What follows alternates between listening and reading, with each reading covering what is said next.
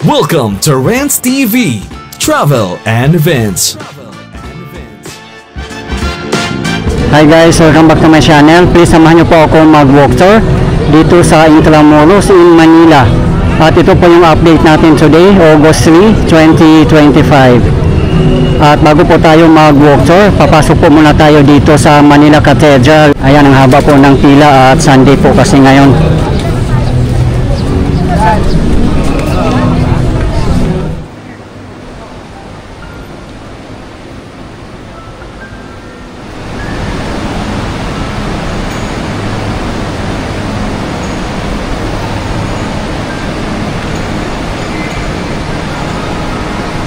Shoutout po kay Miss Dali of USA. Ito na po yung kandila at andito na po tayo ngayon sa Manila Cathedral na sinabi niyo po sa akin na magsindi po ako ng kandila para po sa inyo. Ito na po.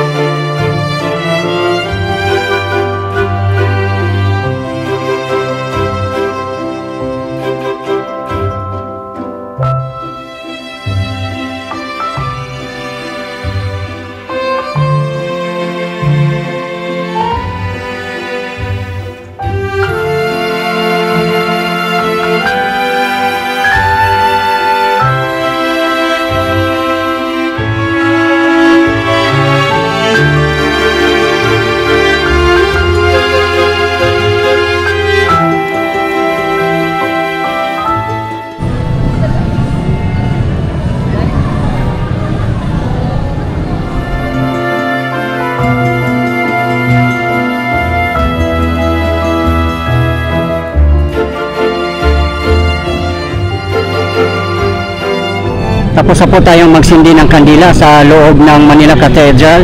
Dito po tayo dadaan sa kahabaan ng General Luna Street. Ito po yung pinaka-famous na street dito po sa Intramuros. Huwag niyo pong i-miss na maglakad-lakad po dito.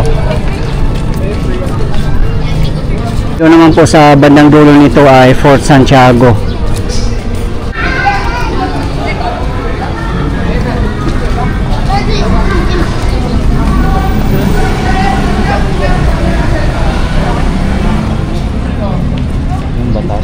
Dito nga po sa kahabaan ng General Luna Street ay naka-favors na nga po. At yung iba naman po ay naka-cobblestone.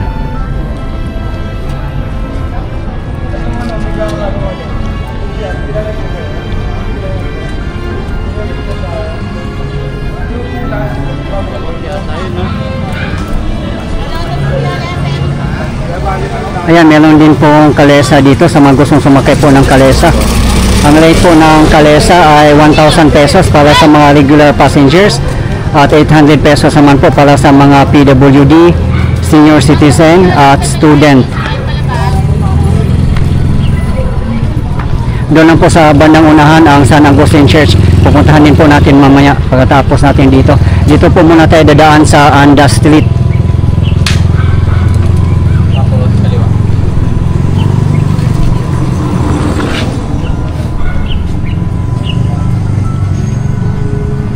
Meron din Casa Nueva Bistro Cafe.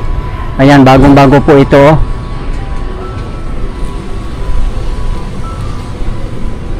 Ito naman po ang Foro de Intramuros na bagong bukas nga lang po. Noong May po ito binuksan.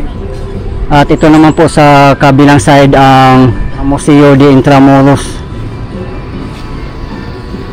Yun yung ginawa lang dito, yung pasad. Ito naman po ang Centro de Intramuros. Katabi po niya mismo ang Museo de Intramuros. Dito po dati nakatayo ang The Church of San Ignacio, 1878 to 1945.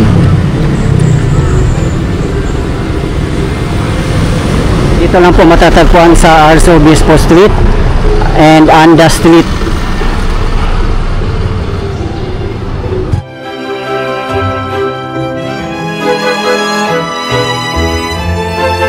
Ito naman po yung former Ateneo Municipal at ngayon po ay Foro de Intramuros na. Isa po siyang event center. Katapat lang po ng Museo de Intramuros.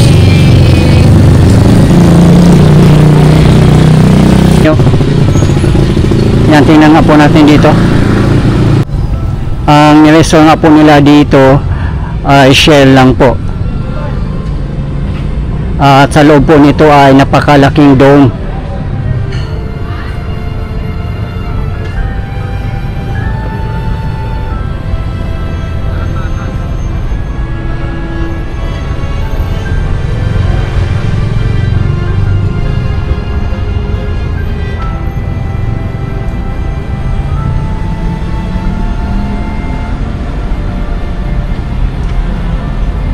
Ayan lang po sa tapat natin ang Museo de Intramuros.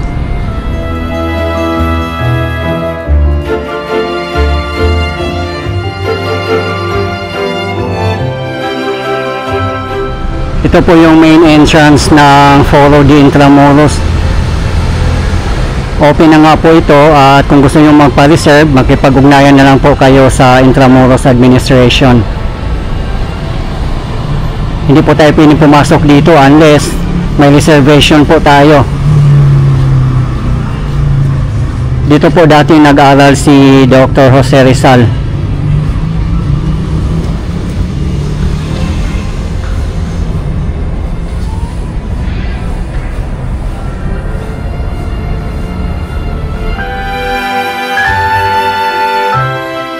Ang ganda po ng garden nila dito.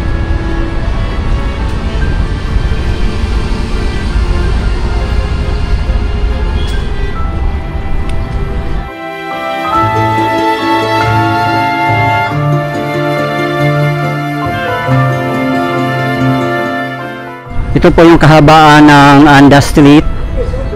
At sa dulo po ng Anda Street ay Moralia Street. At palabas na rin po ng Loton. Ito naman po ang kahabaan ng Santa Lucia Street.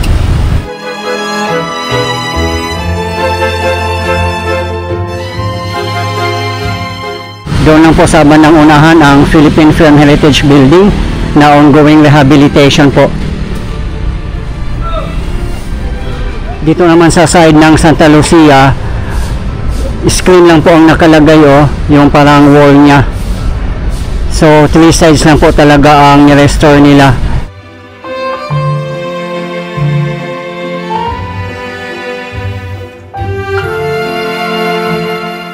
Dito rin po matatagpuan sa Santa Lucia Street ang Galeria de los Presidentes de la República Filipina. Kompleto na po sila dito kasi dati nawala si Emilio Aguinaldo. Ayun po yung pinakauna, nandoon na po siya. Pinakauna si Emilio Aguinaldo at si former President Rodrigo Duterte ay nandoon po sa pinakalas.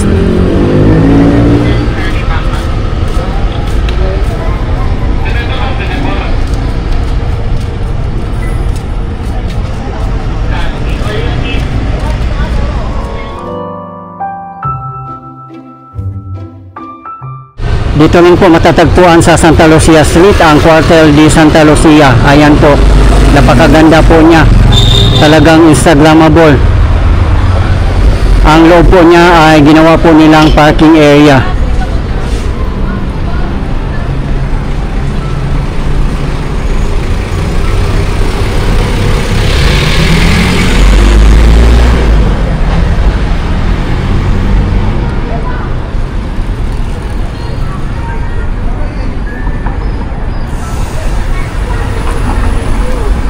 Cuartel de Santa Lucia, Barracks of the Philippine Constabulary.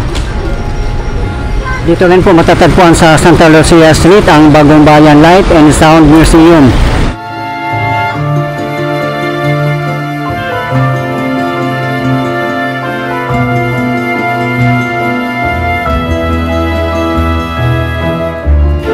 Diyan po dati nakatayo ang Beaterio de la Campaña de Jesus from 1684 to 1945.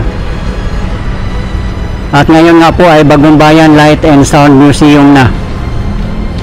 Ayan lang po ang Cuartel de Santa Lucia.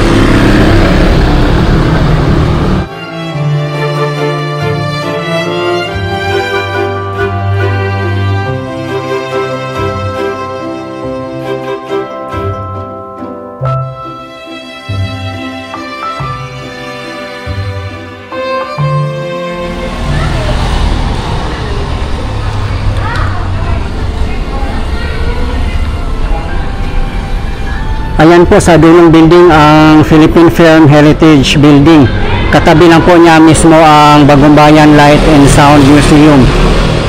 Napakalaki po itong museum na ito.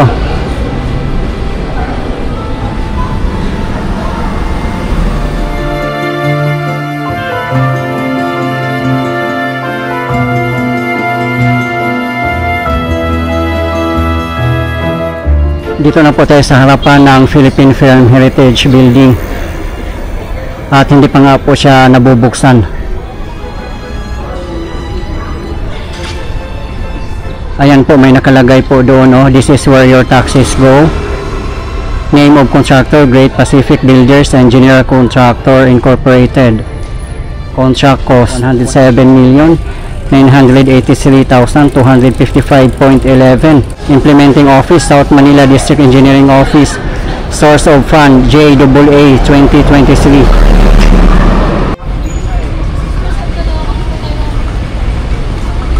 Malapit na rin yata itong magbubukas. Abangan na lang po natin guys at mag-update na lang po tayo.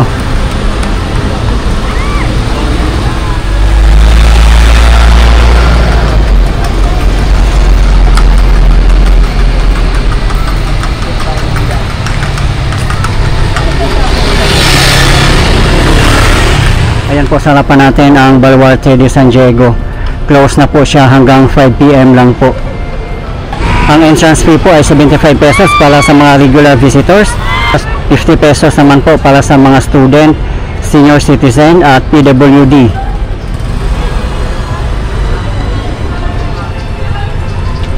Ito po yung kahabaan ng Santa Lucia Street. At dito naman po ang Moralia Street.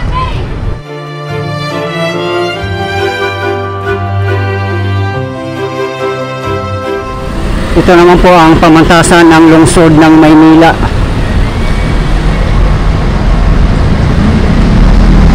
Katapat lang po siya ng Baluarte de San Diego. Ayan po ang Department of Labor and Employment Building.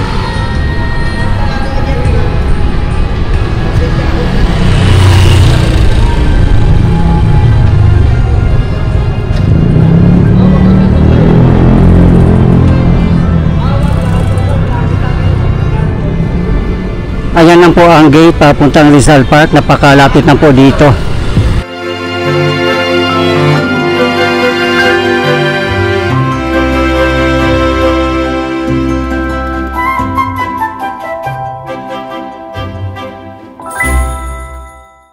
Ayan po ang harapan ng pamantasan ng lungsod ng Maynila. Dito na po tayo ulit sa General Luna Street. Pupuntahan po natin ang San Agustin Church, the UNESCO World Heritage. Diyan lang po sa bandang unahan.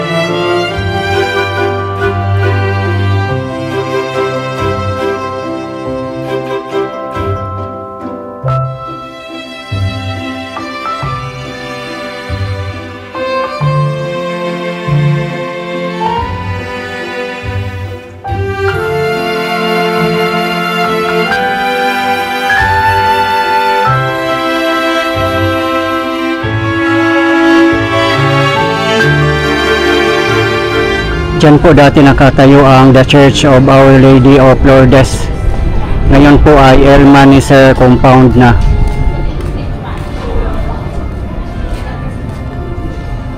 Yan, maganda rin naman po dito, naka-pavers.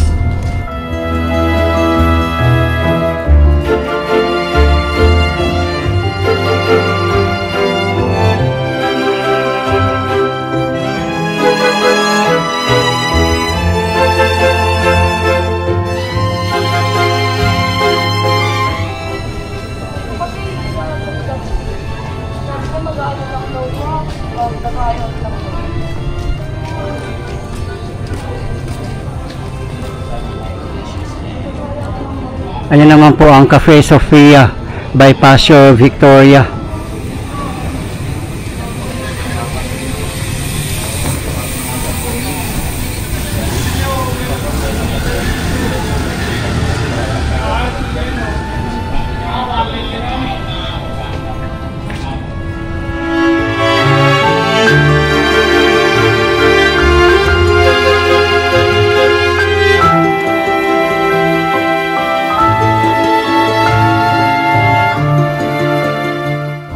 Ayan po ang Intramuros Night Market, kaso lang sarado po siya.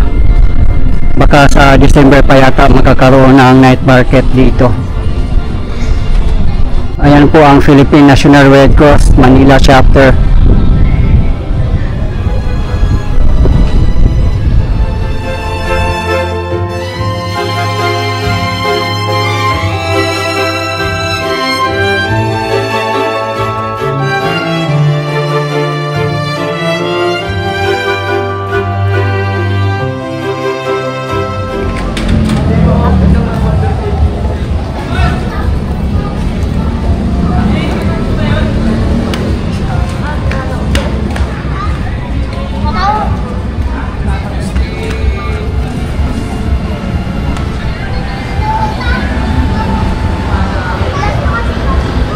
Ayan po ang Knights of Columbus, Fraternal Association of the Philippines. Diyan po na side maraming nakatira sa tapat po ng NCAA Gallery.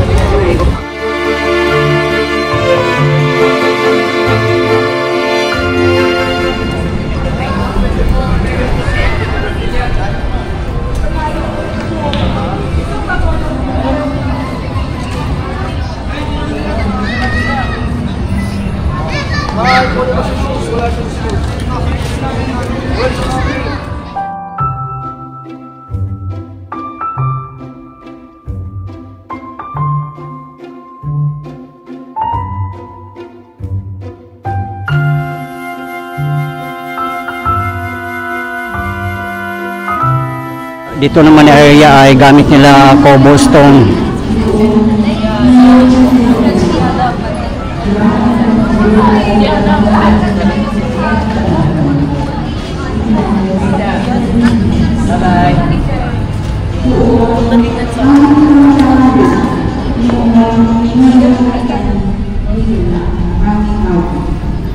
Panginoon namin Diyos, kami sana'y magpanalangin.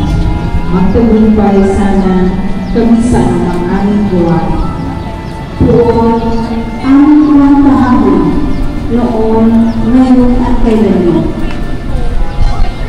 Sa pagod, ang pananalig natin sa muling pagpabuhay ni Kristo at sa ating muling ay ang mga bagay na nasa langit na pinalooban ni Kristo na nakaupo sa kanan ng Diyos. Isalisip niyo ang mga bagay na kailangan, hindi ang mga bagay na pangiba, sapagkat namatay na kayo at ang pinag-ibig na tatago sa Diyos kasama ni Kristo. Si Kristo ang tunay na buhay ninyo at pag siya'y nahalap, mamahalap ninyo ng kasama niya at makakahanap sa kanyang karangalan. Isa't isa, yamang hinubad na ninyo ang dating pagkatao, pati ang mga gawa nito at ang nagbihis ng bagong pagkatao. Patuloy itong nagbabago ayon sa larawan ng Diyos na lumikha sa inyo upang maging ganap ang ang inyong kaalaman tungkol sa Kanya. Kaya't wala ang pagkakaiba ang Griego at ang Hudyo, ang tuli at ang di-tuli, ang dayuhan at ang mamamis na tao, ang alipin at ang malaya. Kay Kristo, walang pagkakaiba ang lahat at siya'y sumasalamat Sa Diyos, magsitayo po ang lahat.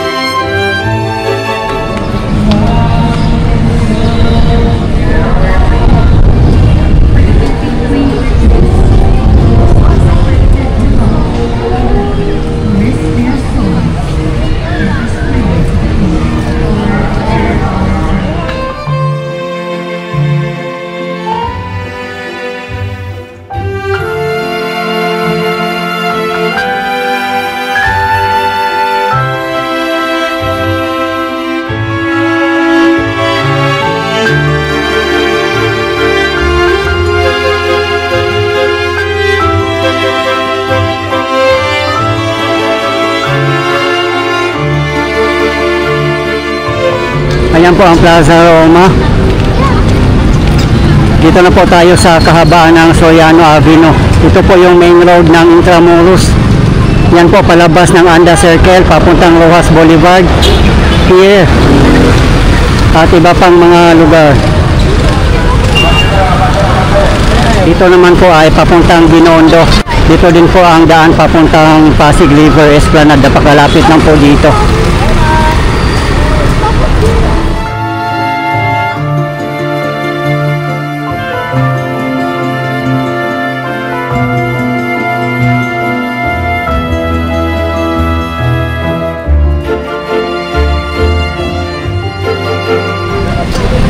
Guys, ito po yung latest update natin ngayon dito sa Intramuros in Manila. As of today, August 3, 2025. Maraming salamat po sa patuloy niyong suporta at panonood ng aking mga videos. I really appreciate po.